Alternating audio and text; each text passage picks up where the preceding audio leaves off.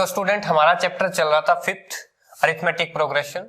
काफी सारे क्वेश्चंस जो है वो 5.2 में से हमने कवर कर लिए थे। तो स्टूडेंट हमारा नेक्स्ट क्वेश्चन है, ये कह रहा है find the 20th term from the last. यहां पर क्वेश्चन को समझने वाली बात है। देखिए ये कह रहा है कि लास्ट से 20वीं यानी कि लास्ट से 20वीं टर्म आपको निकालनी है उस एपी की, और एपी आपको दी हुई है 3, 8, 13 से लेकर के लास्ट टर्म उसको दी गई है 253। यहां पर आपको एपी दी हुई है 3, 8, 13 एंड 2, 5, 3। देखिए भाई ये आपका A1 है या A है, आपका A2 है और A3 है, और ये आपका क्या है AN है। अब यहां पर क्या है, कंफ्यूजन करने वाली बात ये कह रहा है कि आप हमें लास्ट से 20वीं टर्म बताइए, यानी कि 20th term from the last of the AP. अब लास्ट में से 20वीं टर्म आप कैसे निकालोगे, उसके लिए आपको क्या चाहिए, सबसे पहले तो चाहिए कि इस एपी में टोटल टर्म कितनी है। आपको टोटल टर्म चाहिए, निकालिए भाई। सबसे पहले तो आपको टोटल टर्म निकालनी है, उसके बाद आप डिसाइड करोगे कि लास्ट में से 20वीं टर्म कौन सी होगी। टोटल टर्म निकालने के लिए सबसे पहले आपको क्या चाहिए, A चाहिए। A आपका कितना है, 3 है। फिर आपको क्या चाहिए, D चाहिए। D कितना है, A2 माइनस A1, 8 में से 3 गए 5। आपको AN चाहिए, AN आपको दिया हुआ है 2, 5, 3। निकालिए भाई, आपको N निकालना है, N निकालना है, यानी कि total number of term, total number of term यानी कि आपको N निकालना है। निकालिए भाई N। फॉर्मूला आपको पता है, AN इज इक्वल टू क्या होता है, A plus N minus 1 into D। AN की वैल्यू 2, 5, 3 आपको दी हुई है, बराबर A की वैल्यू आपको कितनी दी हुई है 3। N की वैल्यू हमें पता नहीं है, निकालनी है। D की वैल्यू आपके पास 5 दी हुई है। क्लियर है भाई। सबसे पहले क्या करना है, आपको A को इस साइड लेकर आना है, जो कि यहां पर आकर घट जाएगा, बचेगा कितना 250। आप स्टेप बाय स्टेप कीजिए, मैं यहां पर स्किप कर रहा हूं एक स्टेप को। Is equal to N minus 1 multi 5, फिर आप 5 से काट दीजिए, क्या बचा 50, is equal to N minus 1। Minus का 1 है, इस साइड जाकर क्या हो जाएगा, प्लस का हो जाएगा। क्या हुआ, N इज इक्वल टू 51 आ गया। अब यहां पर आपके पास मिल गया कि इस एपी के अंदर जो टोटल टर्म है वो कितनी है, 51 है। अब टोटल टर्म 51 है, आपको पीछे से 20वीं टर्म निकालनी है। पीछे से कौन सी टर्म निकालनी है, 20वीं टर्म। अब आपको कैसे समझ में आएगा कि 20वीं टर्म कौन सी होती है। अब देखिए मैं एक छोटा सा एग्जांपल लेता हूं उसके लिए। सपोज दैट एक लाइन के अंदर 5 लोग खड़े हैं, ये इसकी फ्रंट साइड है, ठीक है। यहां पर ये कोई भी नाम है, सपोज दैट एक लड़की है जिसका नाम है शीला। 5 लड़कियां हैं, एक रो के अंदर खड़ी है। ये 1 नंबर पर है, ये 2 पर है, ये 3 पर है, ये 4 पर है और ये 5 पर है। अब ध्यान रखिए, फ्रंट से शीला जो है वो कितने नंबर पे है, 3rd नंबर पे है। लास्ट में से शीला कितने नंबर पे है, 3rd नंबर पे है। क्या अगर इन दोनों को जोड़ दें तो कितने आते हैं, 6 आते हैं। क्या यहां पर 6 लड़कियां हैं, नहीं है, 6 लड़कियां नहीं है, यहां पर तो 5 ही है। अब मैं कहूं कि पीछे से तीसरी, तो आप क्या करोगे, भी पीछे से 3rd अगर आपसे पूछा जाए तो आप क्या करोगे, आगे से 3rd निकालोगे। कहने का मतलब है कि वो कैसे निकालोगे, जितनी टोटल नंबर है, जितनी टोटल नंबर है उसके अंदर से 1 जोड़ करके और जो आगे से पूछा गया है वो घटा दीजिए।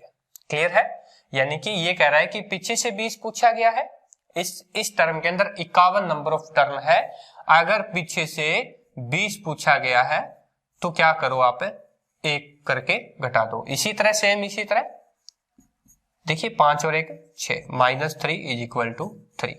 ये ऐसा क्यों होता है, इसलिए होता है कि आपने उसी व्यक्ति को आगे से गिना, उसी व्यक्ति को आपने पीछे से भी गिना, यानी कि आपने एक व्यक्ति को 2 बार गिना, इसीलिए काउंटिंग के अंदर 1 फालतू आ रहा है। इसी तरह हमने यहाँ पर जोड़ा है, यानी कि जो आगे से 3rd होगी वो पीछे से भी थर्ड होगी। इसी तरह अगर वो शिला चौथे नंबर पर होती तो अगर आपसे पूछा जाता कि लास्ट से दूसरा होगा तो मतलब आगे से चौथा, क्योंकि आगे से चौथा होगा पीछे से दूसरा होगा तभी तो वो बराबर होंगे, हालांकि 6 नहीं होंगे। यानी कि हमें क्या करना पड़ेगा, एक बढ़ा करके करना पड़ेगा। इसी तरह 51 और एक 52 -20 इज इक्वल टू 32। कहने का मतलब यह है कि एपी में अगर आगे से, इस एपी में अगर आगे से 32वीं टर्म आप निकालोगे तो वही टर्म पीछे से 20वीं होगी। ये चीज ध्यान रखनी है आपको, वही टर्म पीछे से 20वीं होगी। तो एक काम करिए, आप A32 निकाल लीजिए, आपका क्वेश्चन सॉल्व हो जाएगा। A32 is equal to A plus 31 into D. A कितना था आपके पास, यहां पर दिया हुआ है 3 था, तो 3 प्लस 31 इंटू डी की वैल्यू क्या आई भाई, 5 थी हमारे पास।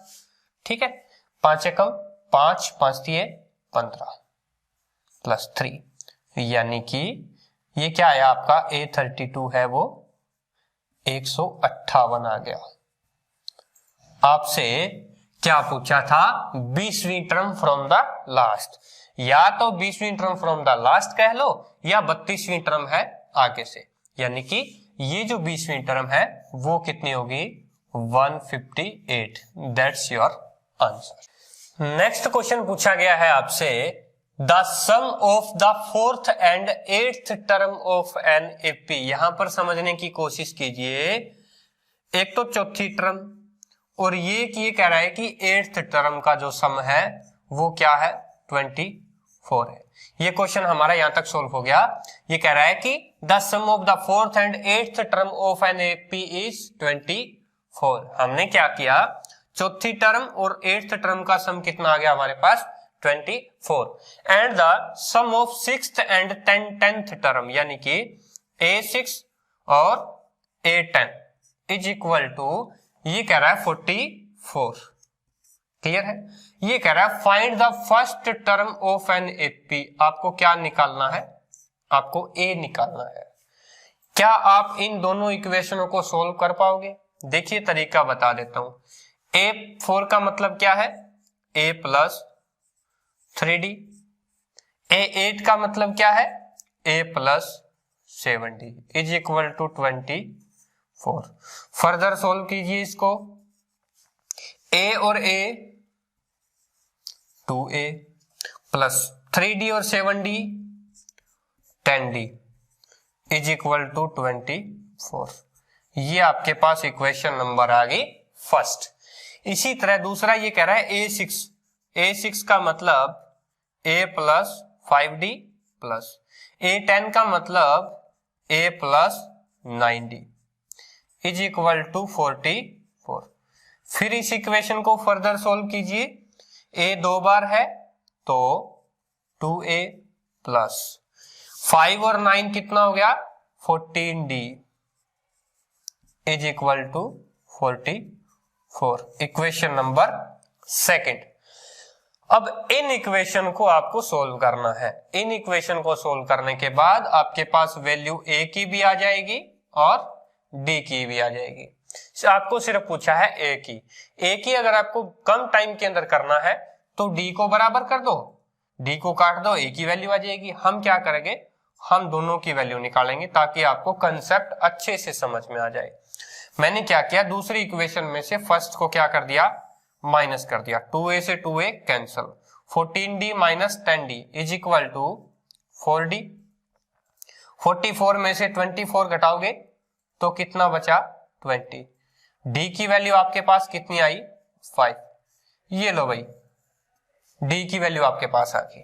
अब A की वैल्यू निकालनी है। आप किसी भी इक्वेशन के अंदर D की वैल्यू पुट करो, आपके पास A की वैल्यू आ जाएगी। पहली इक्वेशन में पुट करना चाहते हैं तो पहली इक्वेशन है क्या, 2A plus 10D is equal to 24। इसी तरह D की वैल्यू पुट करो इधर, 2A प्लस 10 इंटू D क्या है 50, 5 है तो 10 इंटू 5 50 हो जाएगा इज इक्वल टू 24। 50 इस साइड जाएगा तो 2a इज इक्वल टू क्या हो जाएगा 24 माइनस 50, क्या आया माइनस का 26, 2a बराबर आपका आ गया माइनस का 26। फिर 2 से इसको काटोगे तो आपका a के बराबर कितना आया माइनस का 13, यानी कि हमारा जो पहला पद है वो है 13 और वो भी माइनस का। डी आपके पास कितना आया था 5। ये आपके क्वेश्चन का आंसर है। बिल्कुल सिंपल सा क्वेश्चन था, समझने की कोशिश करोगे तो बहुत कम टाइम में हो जाएगा। नेक्स्ट क्वेश्चन है स्टूडेंट, सुभा राव है, उन्होंने एक काम स्टार्ट किया, started work in 1995 at an annum salary of Rs 5000। 1995 के अंदर सुभा राव ने स्टार्ट किया काम करना और उस टाइम उसकी सैलरी कितनी थी 5000। क्लियर है भाई। फिर क्या कह रहा है, and received an increment of R 200 रुपए। हर साल वो क्या कर रहा है, इंक्रीमेंट कर रहा है 200 रुपए का, यानी कि 5200 रुपए उसकी सैलरी हो जाएगी नेक्स्ट ईयर।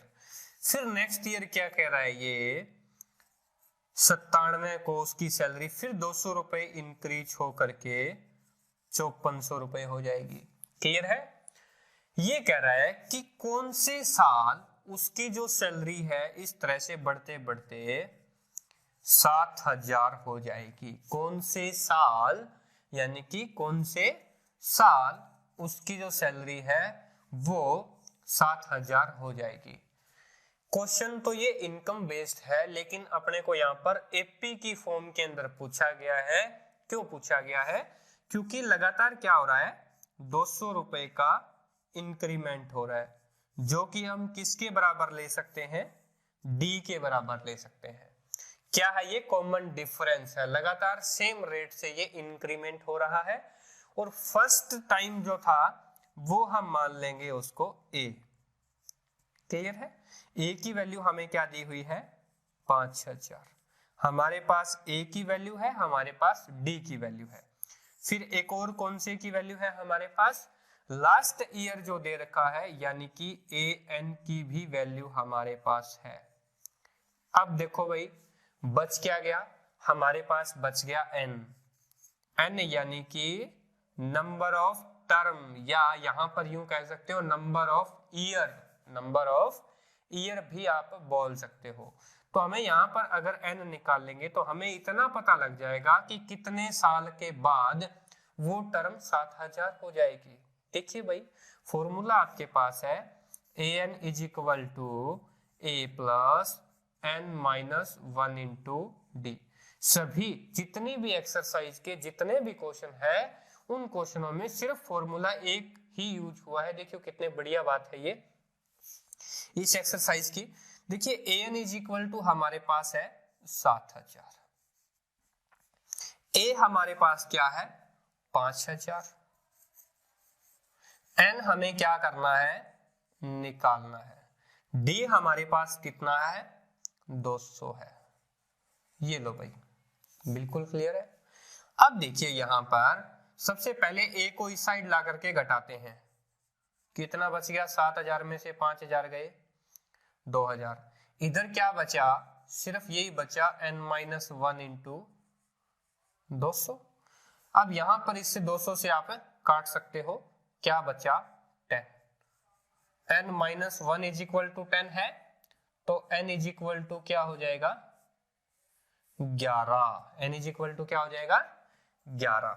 ये चीज ध्यान रखना, हमारे पास अब आ गया n इज इक्वल टू 11, यानी कि अगर ये पहला साल है, अगर ये दूसरा साल है, अगर ये तीसरा साल है, तो जब सैलरी 7000 होगी वो कौन सा होगा 11वां साल होगा। कौन सा साल होगा 11वां साल होगा। तो एक काम ही ना कर लूं मैं 1995 के अंदर अगर मैं 11 ऐड कर दूं तो ये क्या निकल के आएगा 2006, यानी कि 2006 के अंदर उसकी जो सैलरी है वो क्या हो जाएगी 7000 रुपए हो जाएगी। यही पूछा है कि उसकी इनकम या सैलरी 7,000 कब पहुंचेगी। तो आपका सिंपल सा क्वेश्चन था और उसका सिंपल सा ही आंसर है। स्टूडेंट हमारी इस एक्सरसाइज का लास्ट क्वेश्चन है और लास्ट क्वेश्चन जो सेकंड लास्ट क्वेश्चन मैंने अभी करवाया था ठीक वैसा ही है। क्या कह रहा है, रामकली 5 रुपए बचाती है फर्स्ट वीक में। ध्यान रखना इस बात को। क्या कह रहा है कि अगर वीक फर्स्ट हो ना तो उस फर्स्ट वीक को वो 5 रुपए बचाती है। फिर क्या कह रहा है, वो फिर and then increase weekly saving by 1.75। ये क्या कह रहा है कि वो 1.75 रुपीज हर वीक क्या करती है, वो ऐड करती है, मैक्सिमम बचाती है। यूं कह सकते हो कि ये वीक आपका सेकंड है। सेकंड वीक को उसके पास 6.75 रुपीज हो जाते हैं, यानी कि 1.75 की रेट से हर वीक को इंक्रीमेंट होता रहता है। अगर हर वीक को 1.75 इंक्रीमेंट होता है तो यानी कि ये आपका कॉमन डिफरेंस आ गया। 1.75 आपका कॉमन डिफरेंस आ गया। पहले साल अगर वो 5 रुपए बचाती है, 5 रुपए उसकी इनकम है, तो वो आपका ए हो गया। क्लियर है। अब आगे बढ़िए क्वेश्चन को। वीकली बाय सेविंग 1.7, ठीक है। If in the nth week, फिर क्या कह रहे हैं, ऐसे ऐसे चलते अगर वो nth वीक तक चली जाती है तो उस वीक के अंदर उसकी जो सैलरी है वो कितनी है, 20.75 रुपीज है। क्लियर है। एन वीक में जाके हमें नहीं पता कि कौन से वीक में उसकी जो सैलरी है वो 20.75 हुई है। आप बताइए कि ये जो वीक है, इन वीक की संख्या कितनी है, यानी कि इस n की जगह पे क्या आएगा। स्पष्टली आपको पूछा है फाइंड द n। ये क्या है भाई, लास्ट टर्म है। यहीं तक हमें पूछा गया है कि जब इतने पैसे हो जाएंगे तो वो कौन से वीक में इतने पैसे उसको यानी कि सेविंग होगी उसकी, यानी कि ये इसका क्या है, क्या है इसका, ये है इसका लास्ट टर्म, या यूं कह लो an। an आपको दे रखा है, d आपको दे रखा है, a आपको दे रखा है, n निकालने में दिक्कत क्या है। फॉर्मूला आपके पास है an is equal to a plus n minus 1 into D. अब देखिए भाई फॉर्मूले के अंदर वैल्यू पुट कीजिए, an is equal to 20.75 is equal to a की वैल्यू क्या है 5 प्लस n हमें निकालना है, d की वैल्यू क्या है 1.75। देखिए भाई ये 5 सबसे पहले इस साइड आकर के इधर होगा तो क्या बचेगा 15.75। ये हो जाएगा इधर n माइनस 1 इंटू 1.75। फिर ये 1.75 यहां पर मल्टीप्लाई में है, इधर आकर के डिवाइड में हो जाएगा 1.75। अब यहां से काटिए इसको, 11 पे काट के देखिए कितने पे कटेगा। ये काम कीजिए आप, 2 पॉइंट से 2 पॉइंट आपके कैंसिल हो गए। क्लियर है। अब देखिए यहां पर इसको काटने की कोशिश कीजिए, 1575 है, उसको 9 से मल्टीप्लाई कीजिए। 175 को एक बार आप 9 से ट्राई करके देखिए, 9 5 45 हासिल 4, 9 7 63 और 4 67 हासिल लगी 6, 9 एकम 9 और 6 15, बिल्कुल सही जा रहा है। यानी कि 9 is equal to n minus 1। ये माइनस इस साइड आएगा तो ये क्या हो जाएगा प्लस का होकर के n की वैल्यू क्या आ गई 10। यानी कि वीक का अगर 10th वीक हो यानी कि 10वां महीना 10वां हफ्ता हो तो 10वें हफ्ते में ये इसकी इनकम हो जाएगी। क्लियर है स्टूडेंट। ये थे हमारे 5.2 के सभी क्वेश्चन। अगर इन क्वेश्चनों में आपको कोई दिक्कत है तो मुझे कमेंट बॉक्स के अंदर लिखिए आप मुझे मैसेज भी कर सकते हो, लिंक आपको दिया गया है, आप मुझे इंस्टाग्राम पे फॉलो भी कर सकते हैं। नेक्स्ट जो हमारी वीडियो रहेगी वो रहेगी 5.3 के ऊपर। 5.3 के अंदर 5.1 और 5.2 के कंसेप्ट भी उसके अंदर ऐड रहेंगे। काफी लंबी चौड़ी है 5.3 और आपके एग्जाम के लिए भी काफी ज्यादा इंपॉर्टेंट है।